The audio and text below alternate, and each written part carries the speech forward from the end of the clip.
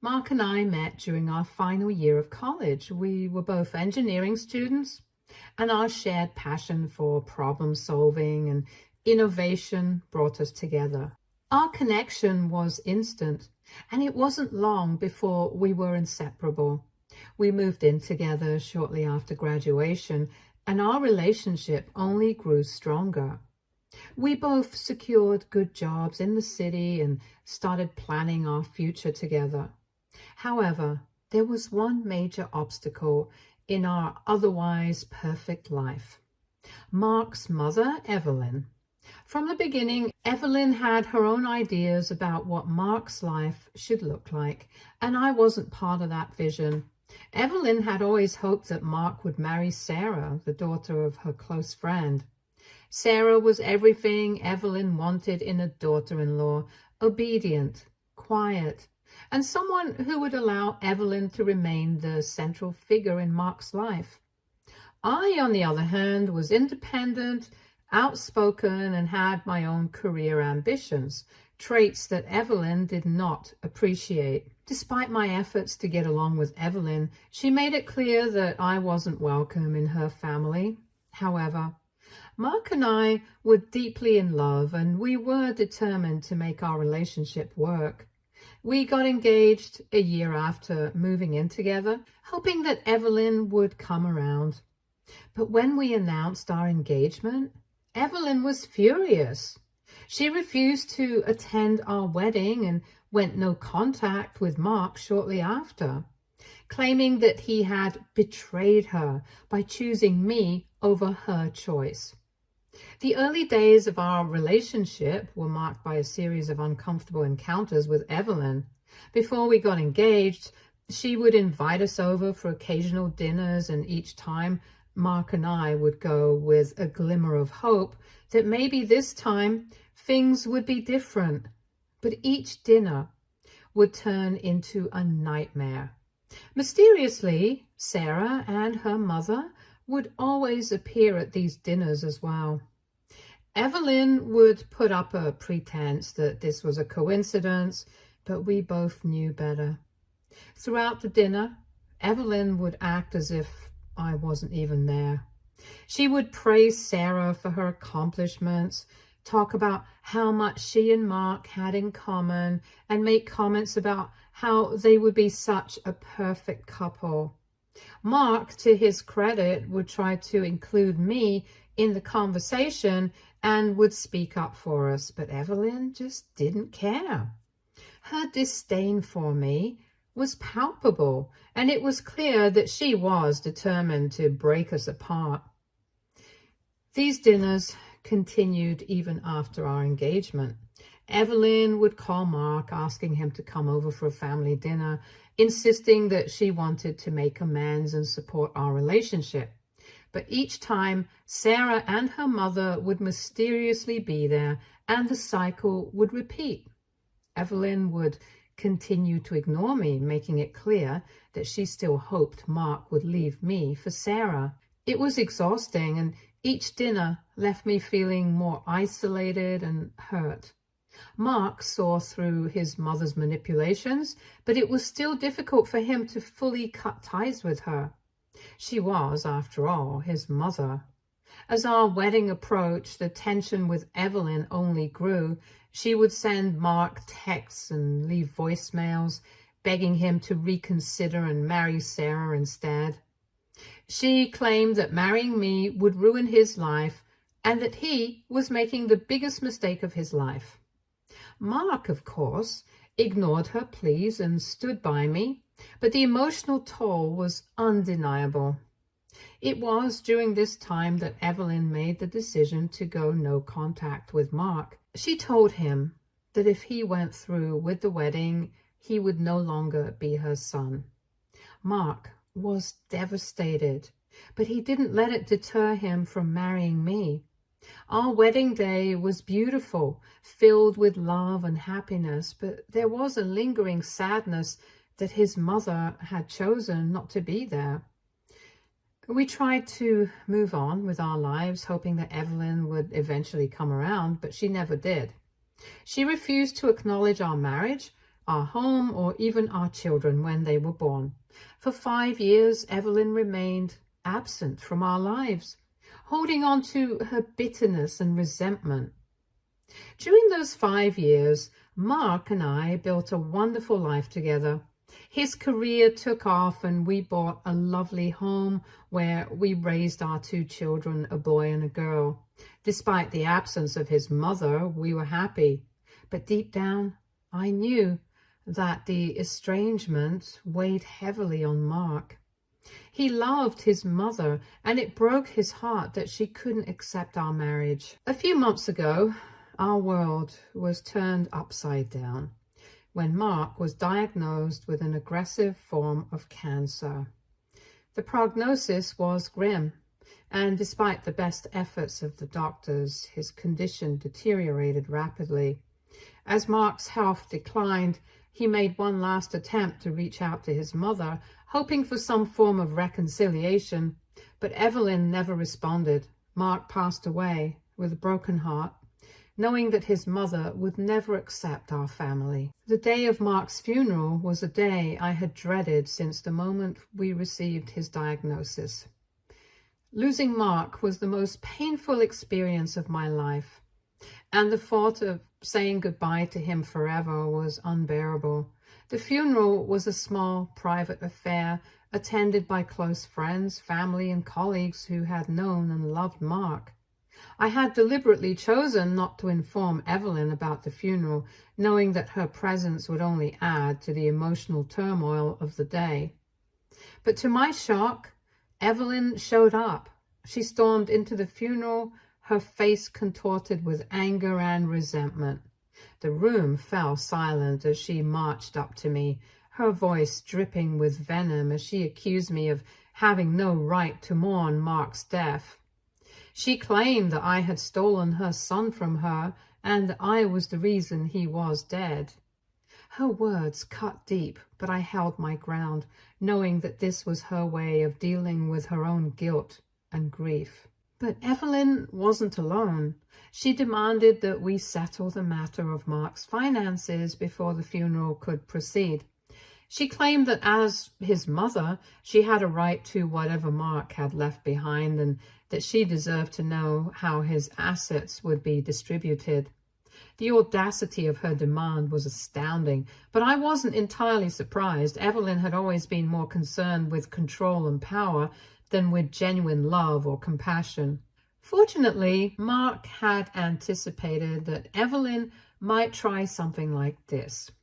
Before he passed, he made sure that his affairs were in order. He updated his will and left detailed instructions about how his assets should be distributed. Mark had been clear in his wishes, and he had made sure that everything was legally binding. I knew that Evelyn was in for a rude awakening, but I still wanted to deal with her antics at that moment. All I wanted was to say goodbye to my husband and allow our children to grieve in peace. I wasn't ready to face my mother-in-law's wrath for what was going to happen next. I handed Evelyn the documents that outlined what Mark had left for her. She snatched the envelope from me and tore it open in a hurry. But as she read through the papers, her expression shifted from anger to disbelief and finally to devastation.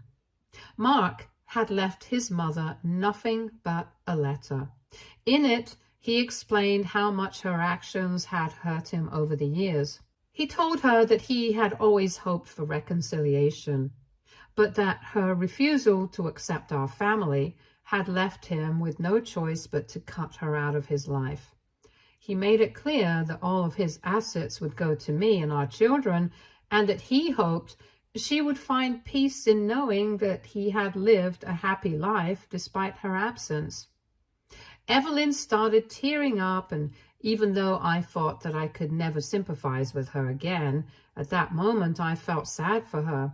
For the first time, I saw a glimmer of the woman who had once been a loving mother. But it was too late. Mark was gone, and there was no way to undo the damage that had been done. Evelyn had lost her son because of her own stubbornness and pride. And now She had to live with that regret. But as soon as I got up, I heard my mother-in-law's voice shouting, "Why would you do this?" At first, I didn't quite understand what she was saying. I chalked it up to the sad environment of a funeral where emotions were high and people were prone to outbursts. But no, this was different. The atmosphere at the funeral was already heavy with grief. And Evelyn's outburst was quickly turning into something chaotic. I tried to calm her down, keeping my voice steady and even. I told her that I understood how difficult everything was for her and assured her that it would be okay. But my attempts to soothe her only seemed to fuel her anger. She kept screaming, insisting that I had taken everything that rightfully belonged to her, that I was the reason she had nothing. I could see the guests starting to notice the commotion, their heads turning towards us. I still tried to remain diplomatic, telling Evelyn that we could discuss everything in a few hours once the funeral was over and see what we could do to address her concerns. But instead of calming down, she became even more erratic. Her voice rose as she declared that she didn't need my charity, that she didn't want anything from me. It was then that I realized what was really happening. Evelyn wasn't just venting her grief or frustration, she was making a scene, deliberately attracting the attention of the guests, and it was working. People were beginning to gather around us, their whispers growing louder as they tried to piece together what was going on. Evelyn's focus shifted from me to the gathering crowd. She was no longer talking directly to me, but addressing everyone around us, her voice thick with accusation. She told them that I had stolen everything from Mark, that I was keeping his inheritance from her, and that I was refusing to give her a single penny of what was rightfully hers. The more she spoke, the more dramatic her claims became, painting me as the villain in front of everyone who had come to mourn.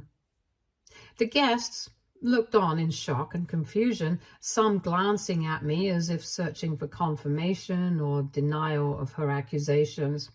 I felt the weight of their stares, the silent judgment in their eyes, and it was clear that Evelyn was trying to turn them against me, to make them see her as the wronged mother who had been cruelly denied her due. The reality was far more complicated, but in that moment, all they saw was a grieving woman lashing out in pain.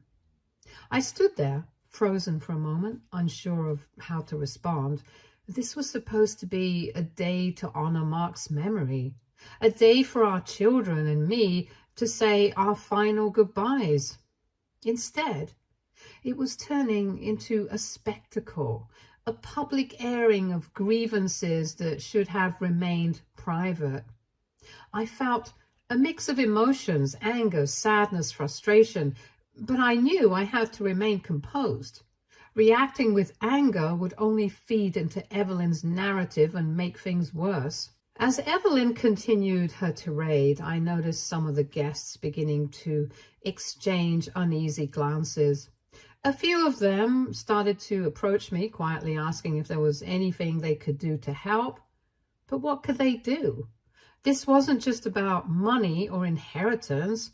It was about years of unresolved tension, about a mother's refusal to accept her son's choices, about a family that had been fractured long before this day. I took a deep breath and tried once more to address Evelyn, but it was clear she wasn't listening to me anymore. She was fully engrossed in her role as the wronged party, her voice carrying over the murmurs of the crowd. I could see her eyes glinting with something that wasn't quite grief. It was a mixture of vindication and desperation, a need to reclaim control in whatever way she could, even if it meant turning Mark's funeral into a spectacle. The scene was spiraling out of control, and I knew that if I didn't do something, the entire day would be overshadowed by Evelyn's theatrics. I decided to step away, to distance myself from the drama that was unfolding. I couldn't let Evelyn's behavior tarnish the memory of the man I loved, the father of my children, the man we were all here to honor. I signaled to one of the funeral directors, quietly asking them to help disperse the crowd and guide people back to their seats. As I walked away, I could still hear Evelyn's voice behind me, but I forced myself not to turn back. This day wasn't about her or the fight she was trying to provoke. It was about saying goodbye to Mark with the dignity and respect he deserved. But the damage was already done. Evelyn had succeeded in creating a scene, and I knew that her words would linger in the minds of the guests. The whispers would continue, the questions would be asked, and no matter how much I tried to ignore them, there would always be people who believed her version of events. I could feel the weight of the day pressing down on me, the sadness of losing Mark, now compounded by the spectacle his mother had created. Now, at present, I feel so lost. I've received hundreds of suggestions on how I should proceed with this situation. Some have told me that I should give the money to Evelyn to keep the peace, but the point isn't about the money anymore. The point is that my mother-in-law created a scene at her own son's funeral simply because she hated me. I mean, she couldn't stay quiet for her own son's burial. I'm conflicted. On one hand, I want to honor Mark's wishes and protect what he left behind for our children and me, because Mark and I both put our blood, sweat, and tears in everything that we have now. On the other hand, I can't shake the feeling that maybe, just maybe, giving Evelyn something might ease the tension and allow us all to move on. But then again, would it? Or would it just encourage more drama in the future? I've tried to handle this with as much grace as possible, but I'm not sure what to do next. I'm torn between standing firm and trying to make peace. What would you do in my situation? Should I just let it go and give Evelyn some of what she wants, or should I hold my ground and respect Mark's final wishes? AITA for not giving my mother-in-law any of my husband's assets despite her being his mother. Update 1. Hi everyone. I wanted to give an update, but to be honest, things have stayed the same. In fact, it feels like I have sunk deeper into this pit of despair. And I feel worse than ever now that Mark is not around anymore. Everything has fallen apart, and it's as if the life I knew is crumbling beneath me. If losing my husband wasn't hard enough, Evelyn has made my life a living hell. The drama at the funeral was just a trailer of what was to come, and I've been living in a nightmare ever since. Evelyn has made it her mission to ruin what little peace I had left. She's been going around to everyone who will listen, spinning this elaborate web of lies about how her son left his entire estate to her, but that I, his evil wife, had stolen everything from her. She's told anyone who would give her a moment that I forged the documents, that I cheated Mark on his deathbed to get his signature, and that I manipulated him in his weakest moments to secure his assets for myself. According to her, I didn't even allow her to meet her son when he was sick, that I kept him isolated from his own mother, and she's even gone as far as to claim that I was poisoning him. I feel appalled. How can a mother say such lies about her dead son's wife? Especially after everything that has happened. She has no sympathy for me, no compassion for my small children who are still trying to process the loss of their father. It's as if she's consumed by this bitter hatred for me, and she's determined to make me suffer in every way possible. The rumors she's spreading have taken on a life of their own. People I thought were my friends, people who once offered their condolences, are now turning their backs on me. I'm being stormed with texts and messages, people telling me that I should be ashamed of myself, that I'm a terrible person for what I've supposedly done to my mother-in-law. They say things like, "How could you do this to Evelyn? She's lost her son and you're treating her like this?" It's like they've forgotten that I'm mourning too, that I've lost my husband and that my children have lost their father. The stress and anxiety are overwhelming. I barely sleep, and when I do, I'm haunted by dreams of Mark, by memories of the life we had before everything went so horribly wrong. My days are spent trying to navigate this new reality, dealing with the endless messages and phone calls and trying to shield my kids from the toxic environment that Evelyn has created. I don't have the energy for this. I'm exhausted, both physically and emotionally. All I want is to grieve in peace, to find some way to move forward for the sake of my children. But it feels impossible with the way things are. And it's not just the rumors and the gossip. Evelyn has taken things even further. She's started showing up at our home unannounced, banging on the door and demanding that I hand over Mark's estate to her.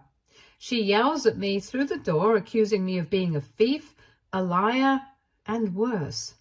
She's told me that she'll take me to court and that she'll make sure I'm left with nothing and that she'll get what she's owed. It's terrifying.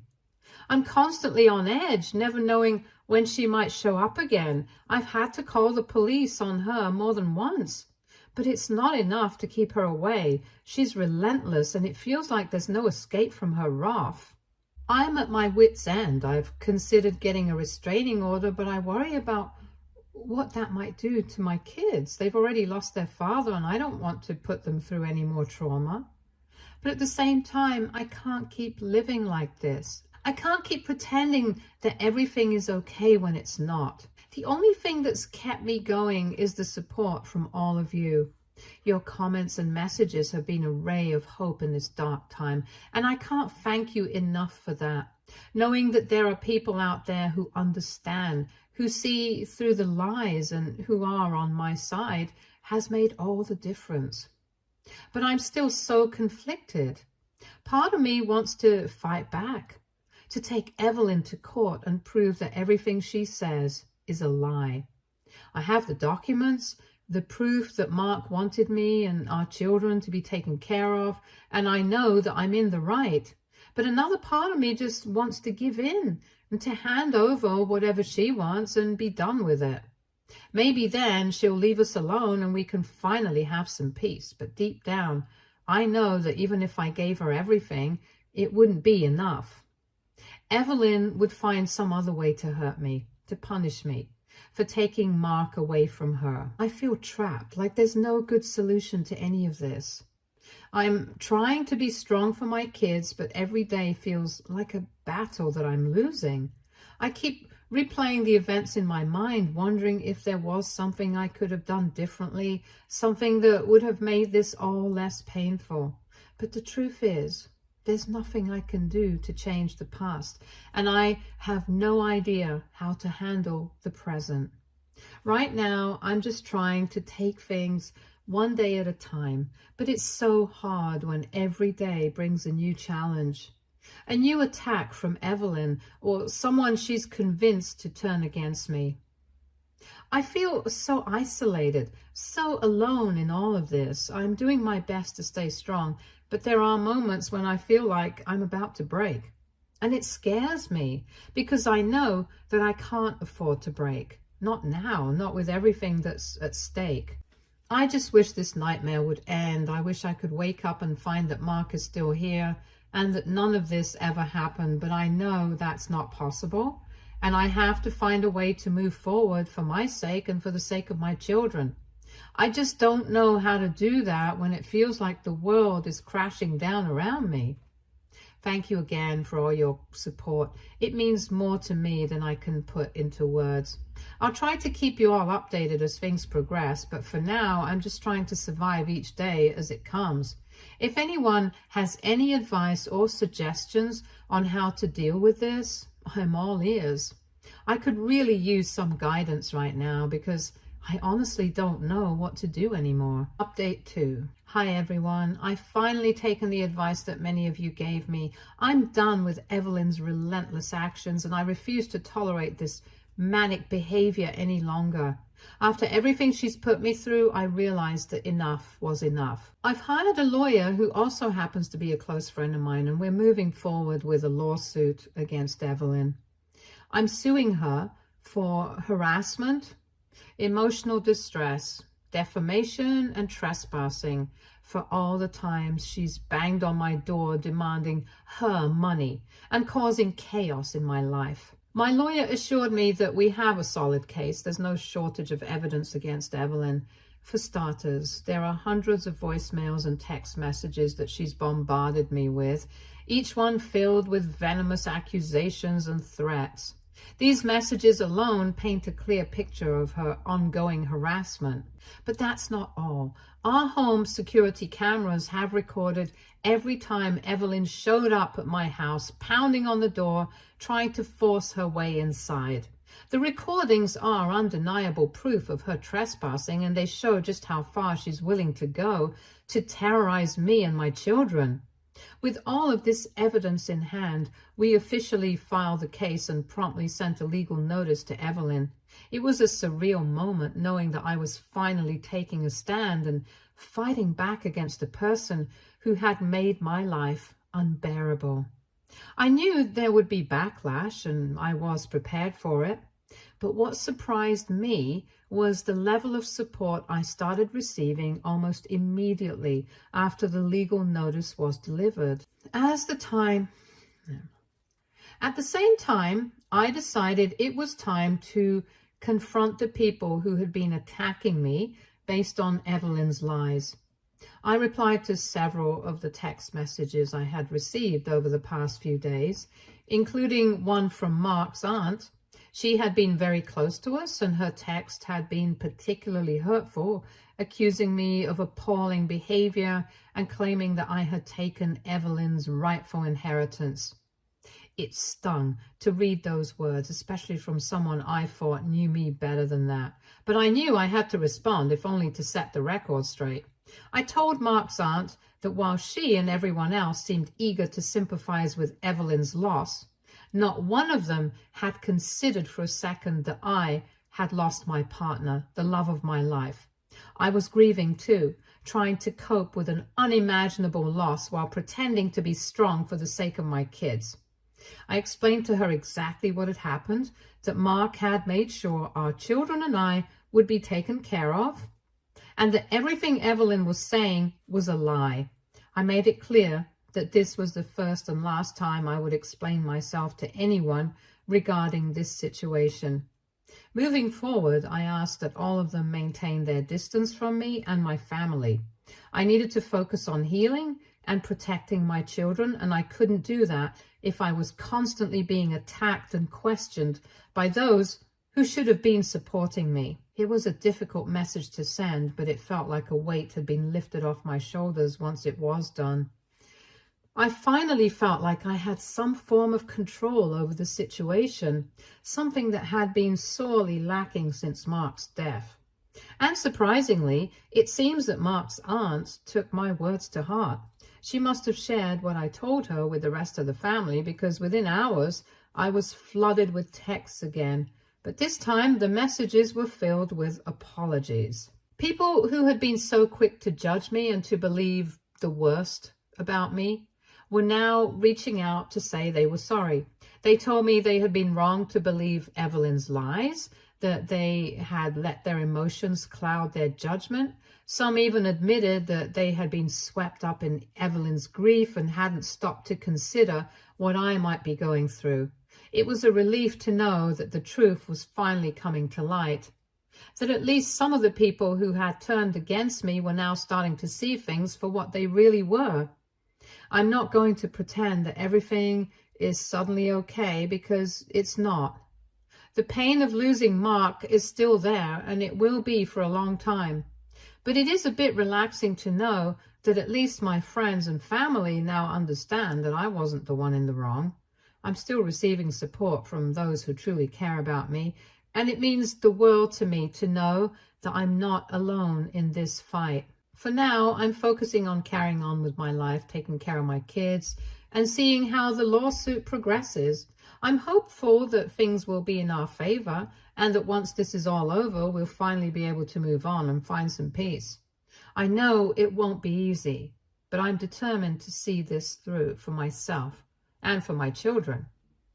To all of you who have been following my story and offering your advice and support, I can't thank you enough. Your guidance has gotten me this far, and I don't know where I'd be without your encouragement. You've been my saviors during this troubling time, and I'm forever grateful for that. I'll keep you all updated as things progress, but for now, I'm taking things one step at a time and hoping for the best. Thank you with all my heart. Update 3.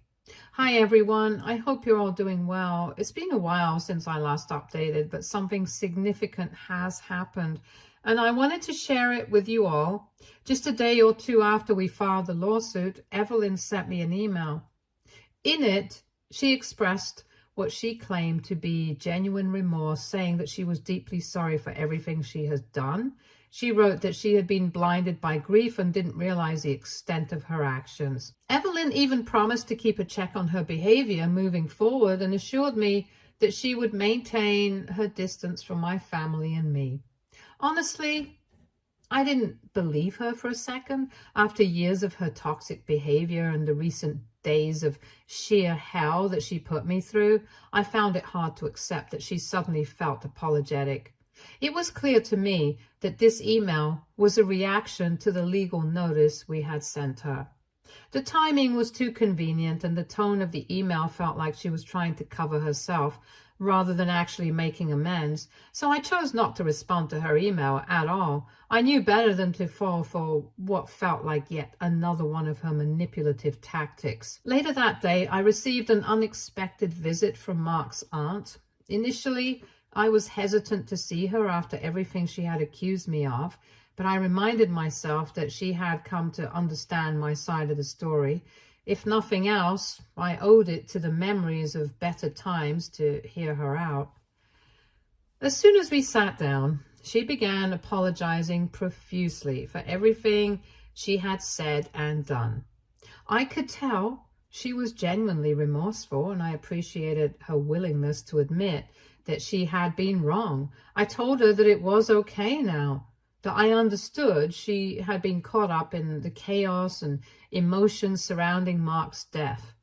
I reassured her that not everything was her fault, and that I didn't hold a grudge against her. After we exchanged a bit of small talk, she got to the real reason for her visit. It turned out that Evelyn had been spiraling ever since she received news about the lawsuit.